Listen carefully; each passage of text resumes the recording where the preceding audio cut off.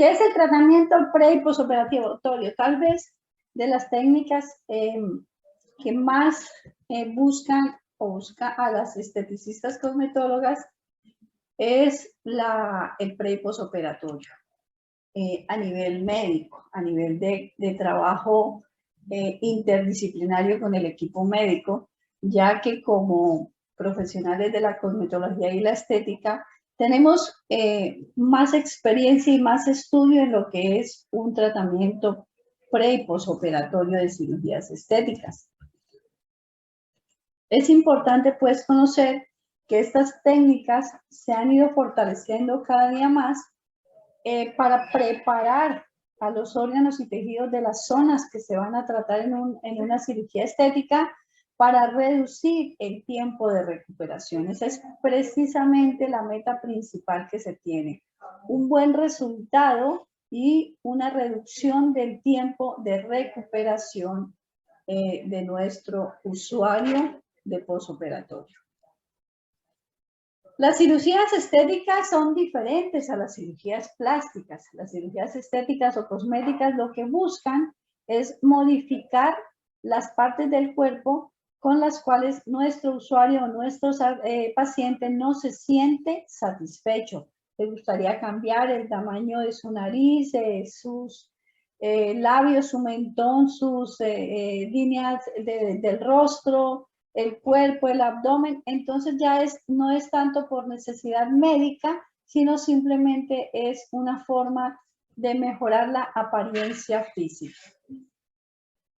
Tenemos diferentes tipos de cirugías estéticas. Entre las cirugías estéticas encontramos las de cabeza y cuello, que van desde un implante capilar, otoplastias, que es la cirugía de las orejas, blefaroplastia, lifting facial, rinoplastia, implante de mentón, la cilioplastia, que serían las cirugías faciales.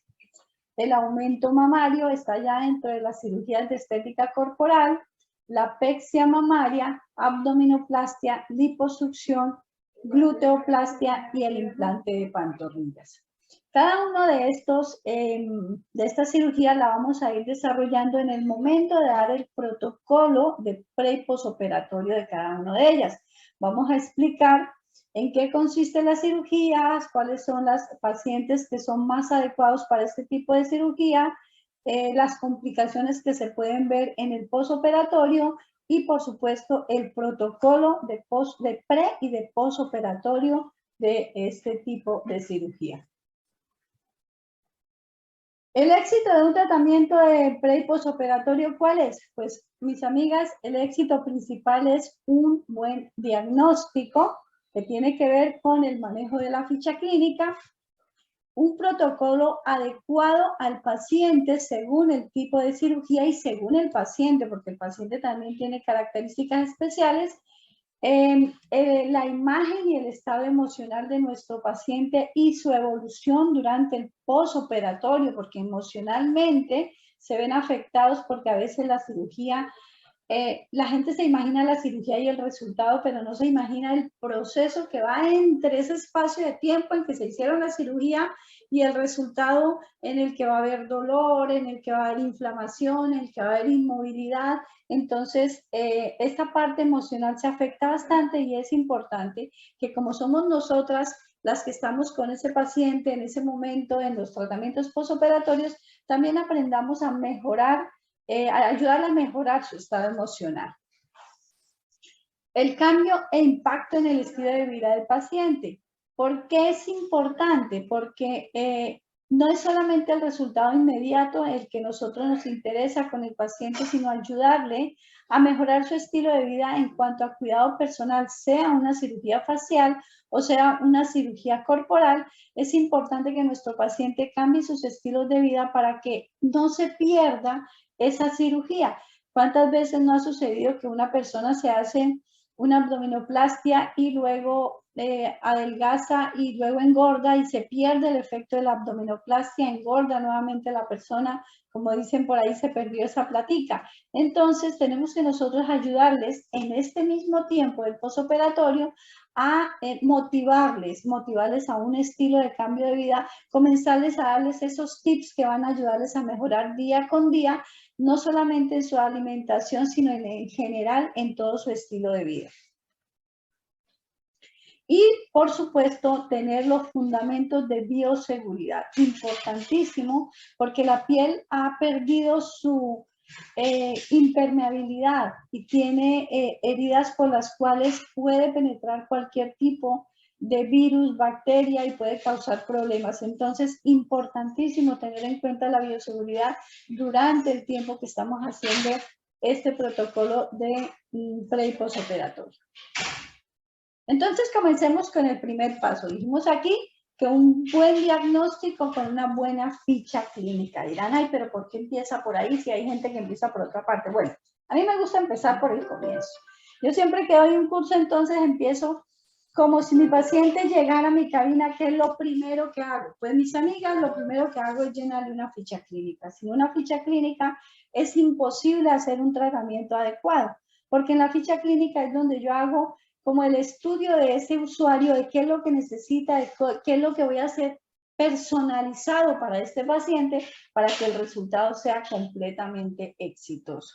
¿Qué buscamos en la ficha clínica? Primero que todo, lo que ya conocemos en general, ¿cierto? Datos personales, nombres, apellidos, edad, dirección, teléfono fijo, celulares, ocupación. Muy, muy importante la ocupación, sobre todo para saber el efecto tanto emocional como físico después o durante el postoperatorio. El estado civil, el número de hijos, si es mujer embarazada, partos normales, cesáreas, abortos. Esto es muy, muy importante. El tipo sanguíneo, el peso, la estatura, el índice de masa corporal, el sexo. Ya no solamente femenino, masculino, si ustedes saben que el género es bastante amplio. La talla de la paciente, es importante conocer cuál era su talla antes de la cirugía, cuál es su talla ahora después de la cirugía, para llevar un control en cuál talla va a quedar al terminar nuestro postoperatorio. ¿Qué tipo de contextura tiene? Si es una contextura física grande, mediana o pequeña.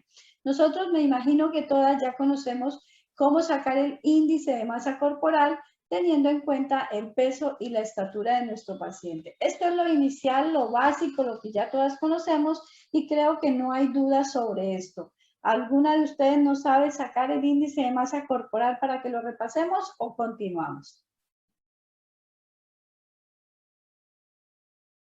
Bueno, vamos a continuar. Entonces, después de que ya hemos llenado eso, sabemos el índice corporal de nuestra persona, índice de masa corporal de nuestro usuario, vamos a mirar las condiciones de salud. ¿Sufre mi paciente de hipertensión arterial? ¿Sufre de diabetes? ¿Sufre de alergias? ¿Cuáles alergias tiene? ¿Consume algún medicamento? ¿Cuál medicamento consume? Y otros comentarios que tengan que ver con su estado de salud, ¿ya? Es importantísimo saber las alergias por los productos que yo pueda estar utilizando para realizar alguna de las terapias que vamos a hacer en el post con productos cosméticos. ¿Cómo es el estilo de vida de mi paciente? ¿Es sedentario? ¿Es un paciente que es activo, semiactivo? ¿Qué ejercicios practica?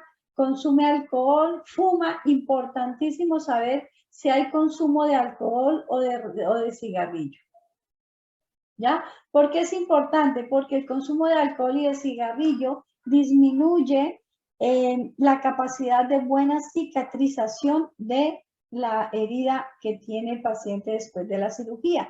¿Por qué? Porque nuestro paciente tiene una cicatriz, por ejemplo, de una abdominoplastia. Si la persona consume cigarrillo, fuma frecuentemente, no va a haber una cicatrización igual. Va a demorarse la cicatrización y es posible que se presenten complicaciones. Entonces, por eso es tan importante que ustedes diseñen su ficha clínica teniendo en cuenta estas características, cada una de estas características. También tenemos la clínica. ¿Qué es la clínica? El tipo de cirugía realizada. Aquí vamos a colocar cuál fue la cirugía que se hizo en nuestro usuario, quién fue el médico que lo trató, el contacto del médico, número de teléfono, número de WhatsApp, ya sea el número fijo, el número del celular y las recomendaciones médicas. Aquí les dejo un dato curioso. No es solamente anexar la copia de la receta o la fórmula médica que le dio el médico tratante. Es que nosotros debemos pasar a mano esas recomendaciones a nuestra ficha para nosotros tener la certeza de qué es lo que él recomendó, ¿ya? Pasarlo a manito y anexar la copia. Así estamos asegurándonos que lo que dijo el médico es lo que yo tengo aquí escrito y no vamos a tener ningún tipo de contraindicación o vamos a estar haciendo las cosas que no dijo el médico que hiciéramos. Entonces es importante colocar ahí las recomendaciones. La fecha de realización de cirugía. A veces nuestros pacientes llegan al tercer día después de la cirugía o llegan a la semana, o cuántas veces no ha sucedido que la paciente llega después de haberse realizado otro tratamiento con otra esteticista, lleva 15 días por allá y llega a nuestra consulta ya iniciado, imagínense, 15 días después de la cirugía, ya va a presentar inconvenientes. Entonces se apunta aquí la fecha de realización de la cirugía y la fecha en que inició el posoperatorio conmigo. Si ha iniciado un posoperatorio con otra paciente, con otra esteticista, es importantísimo que usted lo escriba en su ficha clínica. ¿Cuál es el resultado que obtuvo? ¿Cómo llegó esta paciente? El estado de la piel. Si es necesario comunicarse con el médico tratante y explicarle, la paciente me llegó 15 días después y se está presentando de tal manera. Se está presentando de X manera, entonces es importante mirar y escribir, siempre dejar por escrito, porque esta es nuestra evidencia de cómo llegó nuestro paciente. ¿Qué se escribe aquí? Estado de la piel. Comenzamos nosotros a tocar a nuestro usuario con las manos completamente esterilizadas, con buen alcohol o con guantes, pero igual los guantes que estén completamente esterilizados. ¿Para qué? Para mirar si hay ardor, si hay rubor, si hay dolor. Este es el estado de la piel. Analizamos el estado de la piel de la zona en la cual se realizó la cirugía, sea una cirugía facial o corporal. Si hay una inflamación, porque imagínense, si llegó la paciente después de 15 días y todavía hay inflamación, ya hay un problema. Si hay fibrosis o qué otro problema se puede presentar en su piel. Esto es indispensable llenarlo y analizar. Lo vamos a ver paso por paso. Nosotros lo vamos a desarrollar en las complicaciones y vamos a ver qué es lo que sucede con nuestros pacientes en el caso de que se presenten estos problemas. Pero en el momento en que el estado de piel lo veamos anormal y el paciente nos ha llegado después de haber estado con otra persona, es importante tener comunicación con el médico tratante, porque ya con el médico tratante se puede poner de acuerdo, le explica, encontré la piel así, de esta forma, hay ardor, hay rubor, hay dolor, eso quiere decir que es posible que haya una infección o hay fibrosis, entonces, ¿qué vamos a hacer, médico? O hay una inflamación, entonces, médico, ¿qué recomienda? Porque ha pasado mucho tiempo. Es en el caso de que la paciente le llegue con más de una semana después de la cirugía. Ahora, el estado de la cicatriz, más importante todavía que ninguna otra cosa, es el estado de la cicatriz. ¿Por qué? Mis amigas, la cicatriz es la clave de una buena cirugía. Lo que más mira la persona y lo que más mira el médico es que la cicatriz esté lo más sana y lo más invisible posible. Entre más pequeñita sea la cicatriz, más exitoso fue el resultado. Entonces, entre más cuidemos nosotros la cicatriz, el médico se va a sentir feliz, la paciente se va a sentir feliz. Si la cicatriz es anormal, entonces vamos a tener problemas. Vamos más adelantico a mirar lo que son las dehiscencias, las infecciones, las necrosis que pueden afectar a nuestro paciente. Vamos a mirar que alguien dejó el micrófono abierto.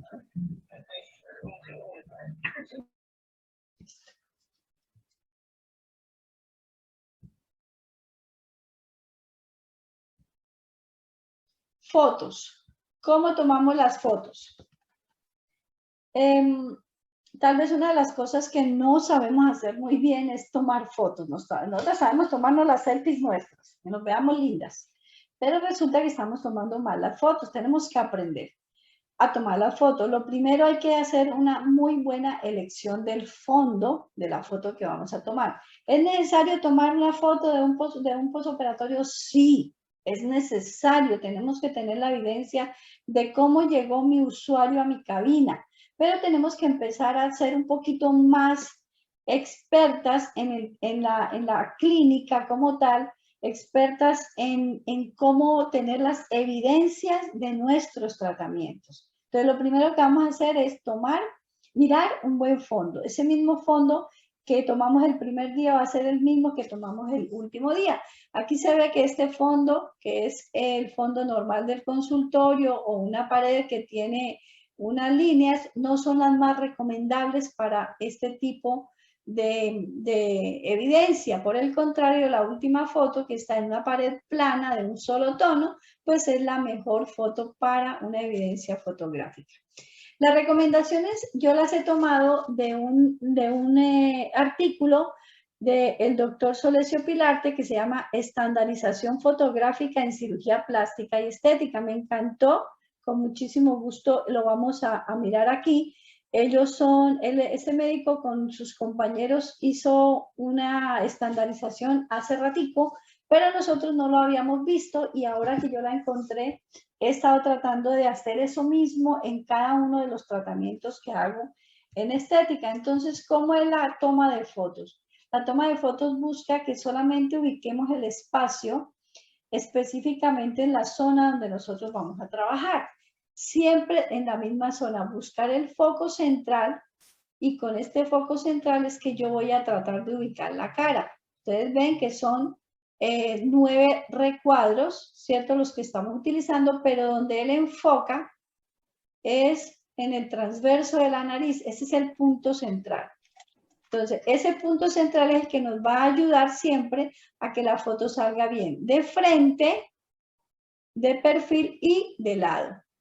Fíjense que este no es completamente de lado y este sí. Este pequeño párrafo que estoy dando nos sirve no solamente para el caso de los posoperatorios, sino para todas las fotos que nosotros vayamos a tomar en cualquiera de los tratamientos. También tenemos aquí las fotos únicamente de los párpados. Es una de las recomendaciones, tomar las fotos únicamente de la zona que nos interesa en ver los resultados, o de que queramos tener evidencia. Aquí está, por ejemplo, de las mamas, cómo se hace de frente, de perfil y de lado. Aquí tenemos las fotos de frente, ya a nivel de abdomen. Fíjense que esta de atrás fue de mamas.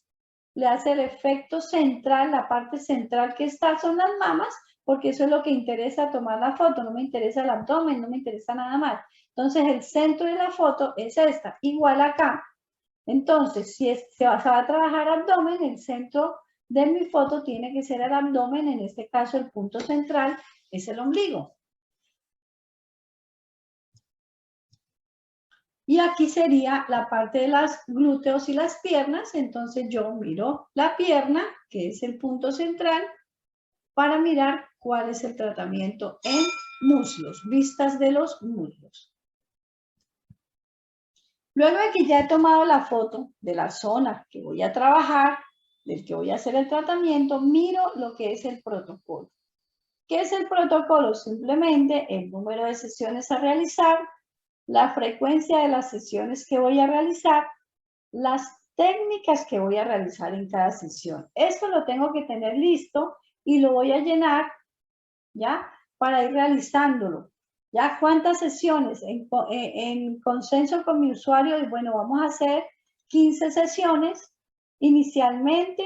La frecuencia de las sesiones, dependiendo, puede ser una vez al día, 2 veces al día, y las técnicas a realizar en cada sesión. Entonces va colocándose aquí cuáles son las técnicas manuales o las técnicas de electroterapia que va a utilizar para ese tipo de tratamiento. todo este material se le va a entregar a las inscritas al curso de pre y posoperatorio en la plataforma de Silver 2000 para que puedan tener no solamente las diapositivas, sino todos los materiales que se están presentando el día de hoy. Bueno, luego de eso, este es también muy importante, se sella con el consentimiento informado, en el cual el paciente va a darle el consentimiento del tratamiento que le vamos a hacer. En ese consentimiento se le habla de las técnicas manuales que no son invasivas y que tampoco van a requerir ni anestesia ni hospitalización porque son técnicas estéticas y se firma con el nombre y la firma del usuario. Adicional a esto es algo que he hecho yo en mi escuela y es un consentimiento o autorización de los derechos de imagen sobre fotografías, audiovisuales, videos, todo lo que tome yo aquí, la autorización para ser utilizada como material académico. Eso sí, siempre respetando la integridad del paciente. Entonces, yo lo recomiendo porque a veces la gente no le gusta que uno tenga las fotos ni siquiera para la parte académica, pero cuando yo les hago llenar esto, pues entonces si lo llenan y me dan el permiso, genial. Si me dicen que no, pues ya sé que es una paciente cuyos evidencias fotográficas no las voy a utilizar en ningún tipo de conferencia, taller o clase. Estamos hablando que lo más importante en un tratamiento posoperatorio es la cicatriz. Los médicos, cirujanos, las pacientes, todo el mundo valora una cirugía de acuerdo al estado en que queda la cicatriz. Entonces, nuestro primer elemento es el de cuidar la cicatriz para que no se vayan a presentar problemas. ¿Cómo se pueden presentar problemas cuando la persona tiene una mala cicatrización? Pero ¿qué es la cicatrización? ¿Qué es la cascada de cicatrización? La cascada de cicatrización es una serie de eventos que el cuerpo activa para reparar un tejido lesionado. Cualquier tejido que esté lesionado, inmediatamente el cuerpo, ¿qué es lo que hace? Activa estos eventos que vamos a hablar el día de hoy y forman lo que se llama la cascada de cicatrización. Esta cascada de cicatrización está dividida en 4 fases. Primero está la fase de coagulación, luego viene la fase de inflamación, luego la fase de proliferación y finalmente la fase de maduración. Miren, esto es muy, muy importante. Si nosotros conocemos estas fases, no vamos a cometer errores. ¿En qué sentido? Por ejemplo, mucha gente se aterra porque está el tejido inflamado, pero si supiera que en la cascada de cicatrización es súper importante que se vea la cicatrización, que se presente la cicatrización para que haya un mejor desarrollo de esa cicatrización, no se asustaría tanto y al contrario, aprendería a manejar esa inflamación adecuadamente. Vamos a mirar cada una de estas fases de la cascada de cicatrización paso a paso. Despacito, me van entendiendo, me van haciendo preguntas y con gusto vamos aprendiendo. Entonces, la primera fase es la coagulación o hemostasia. Esa creo que ya la conocemos, pero de todas formas vamos a mirar en qué consiste. Resulta que cuando hay una herida, lo primero que hace el cuerpo, como la respuesta inmediata, es tratar de evitar que se pierda su elemento más importante, que es la sangre. Inmediatamente el cuerpo presenta una herida, él mismo envía toda la información necesaria para mejorar, para cerrar, para tapar, porque sin sangre nos morimos. Entonces el cerebro dice, corra todo mi cuerpo, todos mis elementos a proteger al cuerpo de esa pérdida de sangre. ¿Y qué es lo que hace? Inmediatamente tratar de detener la hemorragia. ¿Cómo lo hace? El cuerpo activa su sistema de reparación. ¿En qué se consiste ese sistema? En el sistema de coagulación de la sangre para formar una barrera, un dique, un bloqueo y evitar que siga eliminándose o drenándose ese fluido sanguíneo. Y ahí es donde se presenta la coagulación. Las plaquetas entran en contacto con colágeno y como resultado se activan y se produce una agregación.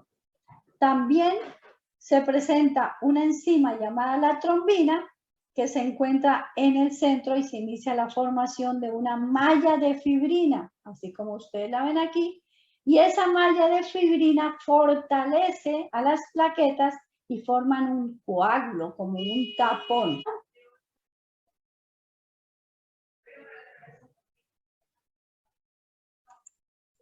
Bueno, luego tenemos, bueno, en esta fase entonces trabajamos lo que se llama la homeostasis, ¿cierto? Es la respuesta inicial, la agregación plaquetaria y se forma una matriz intercelular provisional. Es como la respuesta inmediata del cuerpo para protegerlo de ese problema que es una hemorragia. Ya, esa es la primera fase. Luego viene nuestra segunda fase, que es la de inflamación, y es la que yo les hablo, que en la que más se cometen errores.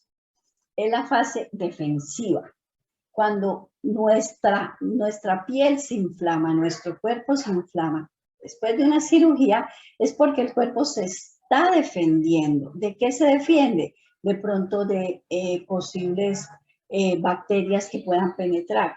Recuerden que fue una herida, se agredió el cuerpo se tiene que defender y va al sitio, transporta a todas sus defensas a ese sitio para tratar de eliminar, de destruir bacterias, eliminar residuos y prepara ese lecho de la herida, lo limpia, ¿para qué? Para hacer un nuevo tejido, ¿ya? Son como los que quitan todo lo que pueda evitar un buen crecimiento de ese nuevo tejido. Entonces, la fase inflamatoria es tan importante porque es como una fase de limpieza, de defensa, pero de limpieza.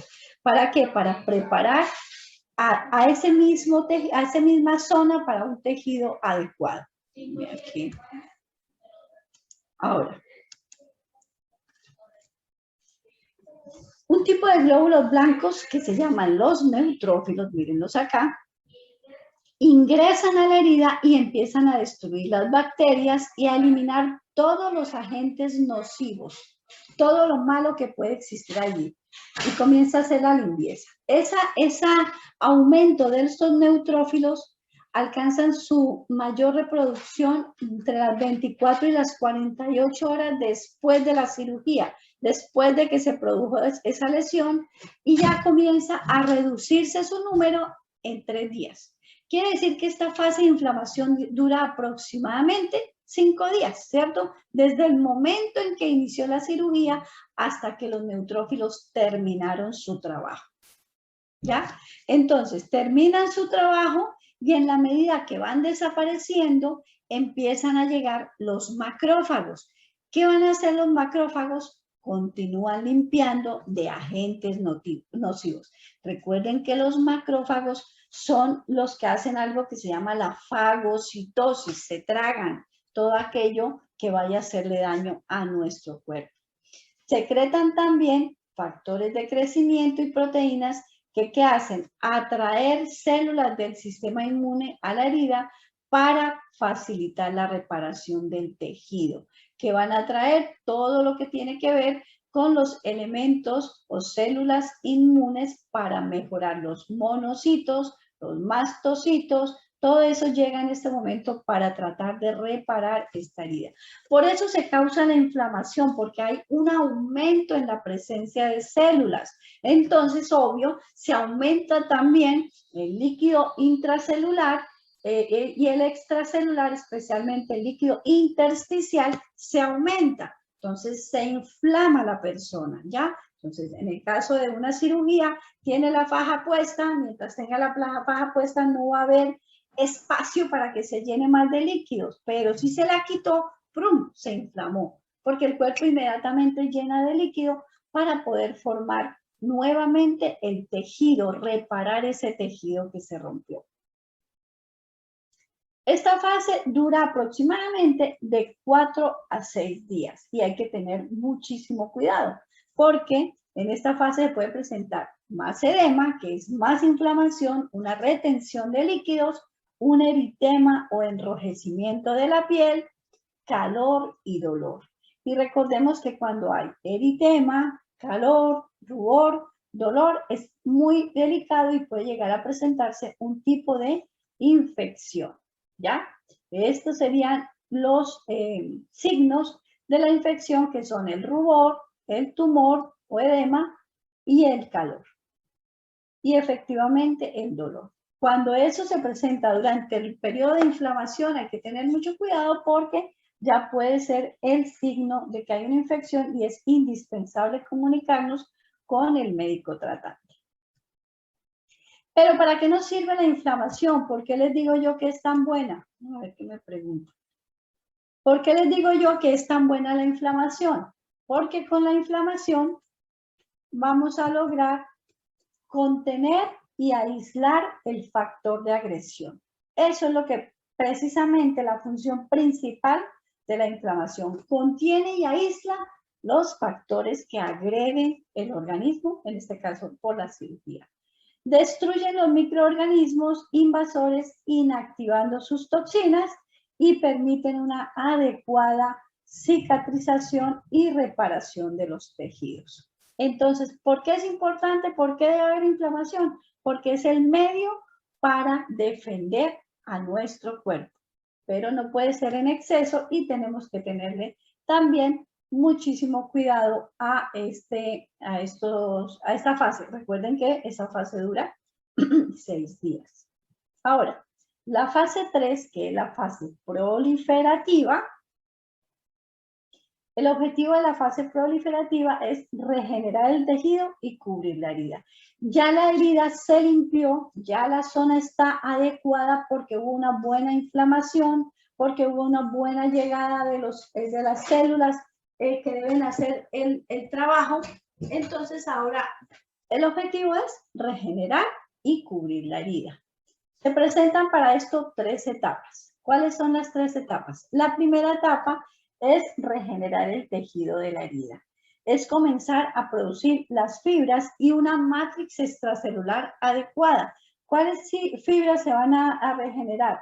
Las de los vasos o capilares sanguíneos, vasos sanguíneos, capilares sanguíneos y capilares linfáticos. También se tiene que regenerar el colágeno la elastina y demás tejidos de la piel. También tenemos que en la segunda fase se contraen las márgenes de la herida. Cuando ya la cicatriz está llegando a esta fase proliferativa, comienza a contraerse, como a jalarse toda la cicatriz hacia adentro. Se contraen los márgenes de la herida, ya es el efecto que tiene el cuerpo para llevar todo hacia adentro. Contrae porque está formando nuevas fibras colágenas y fibras de elastina. También viene la parte final, que es la cubrir la herida. ¿Quién cubre la herida? Cuando se habla de una epitelización, hablamos del epitelio, de la epidermis. Es la que cubre todo nuestro cuerpo. Recuerden que es un tejido, la epidermis es un tejido epitelial. Es lo único que se forma, a veces forma costrica y nosotros la reconocemos y ya al final la epitelización es cuando ya se forma el tejido final. ¿Cuánto dura esta fase? Puede durar de 4 a 24 días. Dentro de este curso les vamos una enfermera va a estar con nosotros enseñándonos cuál es el cuidado y la limpieza que se debe realizar con la cicatriz. Ella es una enfermera profesional de bastante experiencia y que va a tener con nosotros la clase el próximo martes para ver la parte ya de lo que es higiene y limpieza de las heridas. La fase 4 es la fase de maduración. ¿En qué consiste la fase de maduración? El nuevo tejido gana fuerza y flexibilidad lentamente. Ya recuerden que vamos después del día, prácticamente del día 30, si sumamos los 24 días con los 6 días anteriores, ya vamos en el día 30. El tejido gana fuerza y gana flexibilidad. Hay unas personas que les hacen cirugía y quedan agachaditas, pero eso hay que evitarlo. Hay que tratar de que nuestro usuario comience a mantener una buena postura y esa buena postura le va a ayudar a mantenerse sanamente. Tenemos que las fibras de colágeno se reorganizan y el tejido se regenera y se madura, ¿ya? Ya todo se está reorganizando nuevamente, vamos después del mes. Ya tenemos que haber hecho un muy buen posoperatorio del primer mes y esto va a fortalecer esa maduración de esa cicatriz. Hay aumento general de la resistencia a la tracción, pero nunca la cicatriz va a permitir que haya la misma fuerza que antes, solamente se va a recuperar el 80% de la resistencia previa a esta herida. La fase de maduración varía mucho y suele durar de 21 días a 2 años. Y si ustedes han tratado ya posoperatorios, saben que los médicos nunca dicen el resultado lo vamos a ver en un mes, en 2 meses, en 3 meses, sino casi siempre dicen en 6 meses o en un año, porque es el tiempo en que se termina todo el tratamiento y la reorganización de los tejidos después de una cirugía. La conclusión, que las fases de cicatrización son 4. Coagulación, inflamación, proliferación y maduración. Esas son las fases de la cicatrización. Tenemos que mantenernos ahí, ¿ya? Coagulación, se forma el coágulo, el tapón para evitar que la sangre salga. Inflamación, llegan los macrófagos, llegan los neutrófilos para tratar de limpiar todo esto y prepararlo, limpiar y defender, limpiar y defender. Entonces aquí evitan la salida de la sangre, aquí limpian y defienden y luego comienza la proliferación del tejido interno. ¿Del interno para qué? Para que haya un nuevo tejido. Y aquí ya está la maduración, que es la dermis cicatrizada y la epidermis también cicatrizada, o mejor, recicatrizada, porque ya aquí hubo una costra y aquí ya está la cicatriz completamente cerrada. Entonces son las 4 fases de la cicatrización que tenemos que tenerlas muy en cuenta y trabajarlas en el posoperatorio con muchísimo, muchísimo cuidado. Entonces, sigamos por aquí. El proceso de cicatrización es muy complejo y puede verse afectado. No todas las personas cicatrizan de igual manera. Hay que tener en cuenta la humedad del medio ambiente, ¿ya? Es muy diferente una cirugía en un clima tropical como el nuestro, Colombia, Ecuador, que estamos en la zona tórrida, a un clima como el de Argentina, como el de Estados Unidos, son climas diferentes. La maceración local, lo que esté afectando localmente la zona de la herida, la edad, el estado nutricional y el tipo de cuerpo, sistemáticamente.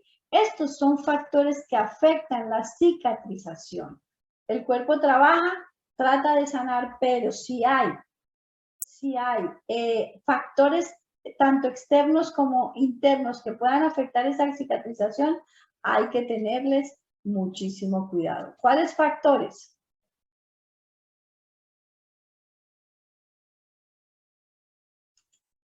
Ya le explico eso, Miriam. ¿Cuáles factores? Por ejemplo, ya los factores locales, el riego sanguíneo, la desenervación que tiene que ver con la sensibilización, si la persona tiene problemas de falta de sensibilidad en la zona, hematomas frecuentes que tiene que ver con que tenga una fragilidad capilar, infecciones, estrés mecánico. Recuerden que hay cirugías donde ya la mayoría se le pide al paciente que no haga ejercicio, que no maneje carro o moto, porque eso puede afectar la cicatrización, el tipo de protección que se está haciendo, los vendajes que se colocan, la limpieza, la higiene, la técnica quirúrgica que se utilizó, el material y la técnica de suturas y el tipo de tejido que se está trabajando. También, esto se tienen en cuenta antes en el preoperatorio, que es lo que más tiene en cuenta el médico, la edad, si sufre de anemia, obvio, si una persona es anémica no va a cicatrizar igual, si está tomando fármacos antiinflamatorios o citotóxicos, si toma hormonas, si hay infecciones, si sufre de ictericia, si sufre de alguna enfermedad maligna, si está desnutrida o al contrario, si tiene obesidad, la temperatura, el traumatismo, hipovolemia o hipoxia, ¿ya? Los problemas que tenga a nivel renal, la uremia, las deficiencias de vitaminas, las deficiencias de oligoelementos metálicos. Me pregunta Miriam que por qué se tiene en cuenta el índice de masa corporal.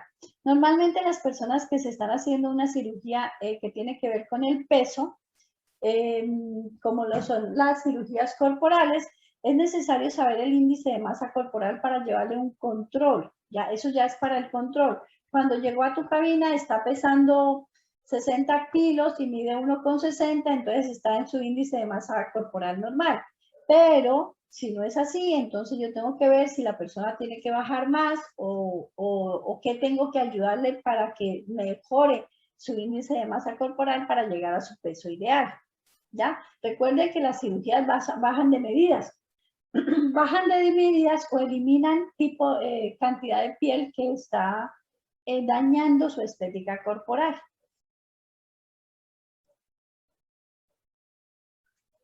¿Me entendiste, Miriam?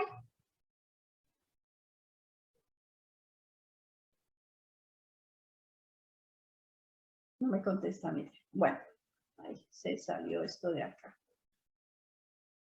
Bueno. Entonces, ya vimos los factores, ahora veamos, vamos a ver 2 o 3, si nos alcanza el tiempo, sí. Las complicaciones de la cicatrización. Qué pena, sí señora, sí entendí. Bueno, Miriam, gracias. ¿Cuáles son las principales complicaciones? Las principales son primero la formación deficiente de una cicatriz, de una cicatrización. La formación deficiente que puede presentar lo que llamamos dehiscencia de una herida.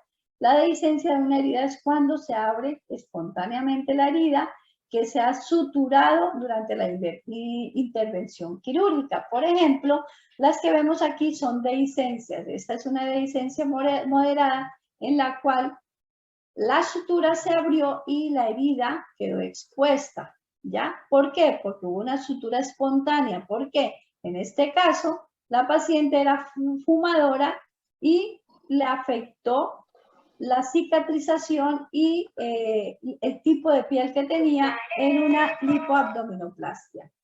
Ahora, esta es una dehiscencia menor. Si ustedes notan, acá también hubo una abertura espontánea de las suturas. Esto también tiene que ver con de pronto el tamaño del implante era muy grande para la piel de ella y se abrió un poco la sutura. Afortunadamente no hubo que hacerle mayor cosa. Aquí también vemos una dehiscencia pequeñita en que se abre la sutura. ¿Ya? Eso se llama dehiscencia, separación de los bordes de la herida. Esa es una dehiscencia. Ahora, también tenemos otra complicación por formación deficiente que es la ulceración.